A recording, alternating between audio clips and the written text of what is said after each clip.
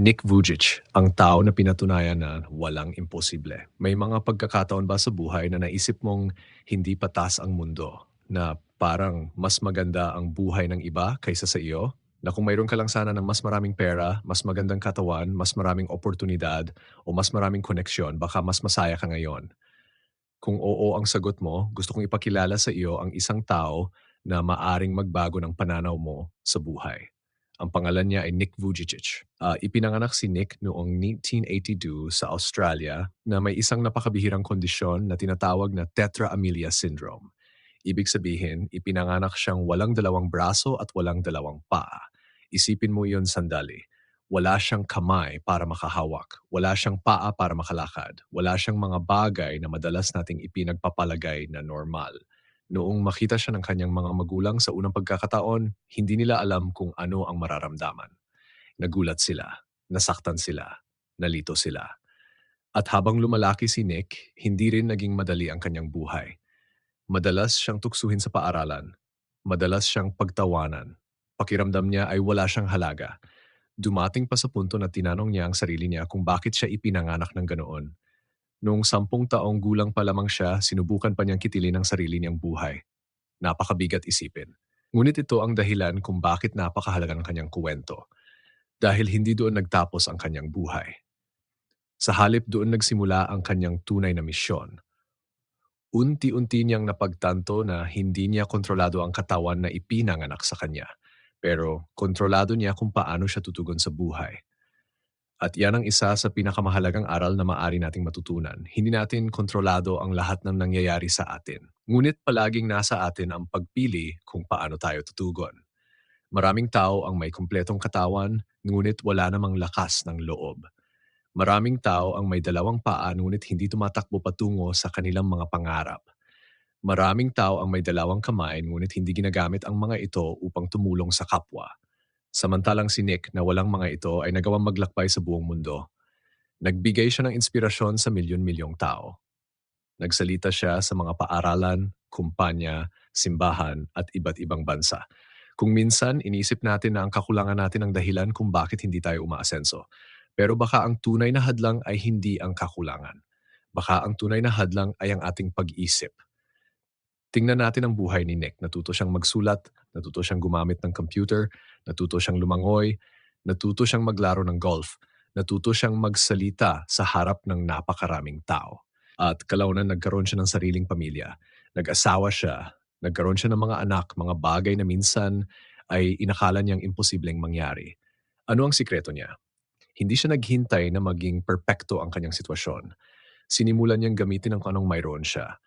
Napakalaking aral nito, madalas nating sabihin, hindi pa ako magsisimula dahil kulang pa ako, kulang pa ang pera ko, kulang pa ang kagamitan ko, kulang pa ang kalaman ko, kulang pa ang oras.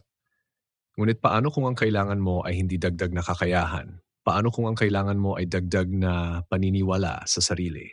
Si Nick ay hindi naging inspirasyon dahil naging normal ang kanyang katawan. Naging inspirasyon siya dahil naging pambihira ang kanyang pananaw. Tinanggap niya ang kanyang realidad. At mula roon, gumawa siya ng bagong posibilidad. May isa pa siyang mahalagang mensahe. Sinasabi niya na ang pinakamalaking kapansanan ay hindi ang kawalan ng mga braso o paa. Ang pinakamalaking kapansanan ay ang mawalan ng pag-asa. Napakalalim ng mensaheng iyon. Dahil maari kang maging malusog, ngunit nawawalan ng pag-asa. Maari kang maging mayaman, ngunit nawawalan ng direksyon. Maari kang maging matagumpay, ngunit pakiramdam mo ay wala pa ring saysay ang buhay. Samantalang ang taong may malinaw na layunin ay nakahanap ng dahilan upang bumangon araw-araw. Ang pag-asa ay nagbibigay ng lakas. Ang layunin ay nagbibigay ng direksyon. At ang pananampalataya ay nagbibigay ng tibay ng loob. Hindi ibig sabihin nito na hindi na siya nahihirapan. Hindi ibig sabihin nito na wala na siyang mga araw na nalulungkot. Ang ibig sabihin lamang nito ay natutunan niyang huwag hayaang ang kanyang sitwasyon ang magdikta ng kanyang kinabukasan. Marahil ito rin ang hamon para sa ating lahat. Ano ang madalas nating idahilan? Edad ba? Kahirapan? Nakaraan? Pagkakamali? Takot? Pagod? Kapag pinakinggan natin ang kwento ni Nick Vujicic, mapapansin nating halos lahat ng dahilan natin ay tila lumiliit. Hindi dahil maliit ang ating problema, kundi dahil napakalaki ng kapangyarihan ng tamang pananaw. May kasabihan na nagsasabing hindi palaging mababago ang sitwasyon. Ngunit palaging maaring mabago ang ating pananaw tungkol dito. At kapag nagbago ang pananaw, kadalasan ay nagbabago rin ang direksyon ng buhay. Isipin mo ito. Kung ang isang taong ipinanganak na walang mga braso at paa ay nakapagbigay ng pag-asa sa buong mundo, ano kaya ang magagawa mo gamit ang lahat ng kakayahang mayroon ka na ngayon? Marahil ay mas marami kaysa sa inaakala mo.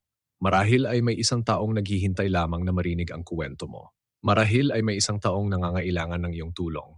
Marahil ay may pangarap kang matagal ng ipinagpapaliban dahil pakiramdam mo ay hindi ka sapat, ngunit baka sapat ka na. Hindi perpekto, pero sapat upang magsimula.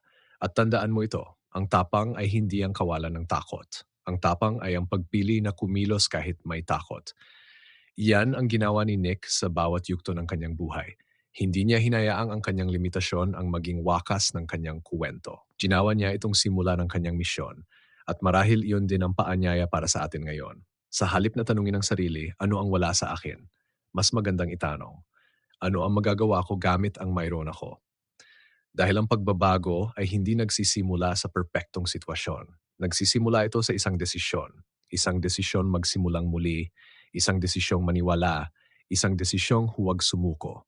At kapag ginawa mo iyon, maaring matuklasan mo ang parehong natuklasan ni Nick Vujicic, na ang tunay na sukatan ng isang tao ay hindi kung ano ang mayroon siya, kundi kung paano niya ginagamit ang anumang mayroon siya upang bigyan ng pag-asa, inspirasyon at liwanag ang buhay ng iba. Kaya sa susunod na naramang kulang ka, alalahanin mo ang kuwento ni Nick Vujicic. Hindi para ikumpara ang sarili mo sa kanya, kundi para ipaalala sa iyong may kapangyarihan kang pumili. Pumili ng pag-asa, pumili ng tapang, pumili ng pananampalataya, at higit sa lahat, pumili na ipagpatuloy ang iyong kuwento. Dahil maaring ang pinakamagandang kabanata ng iyong buhay ay hindi pa nasusulat.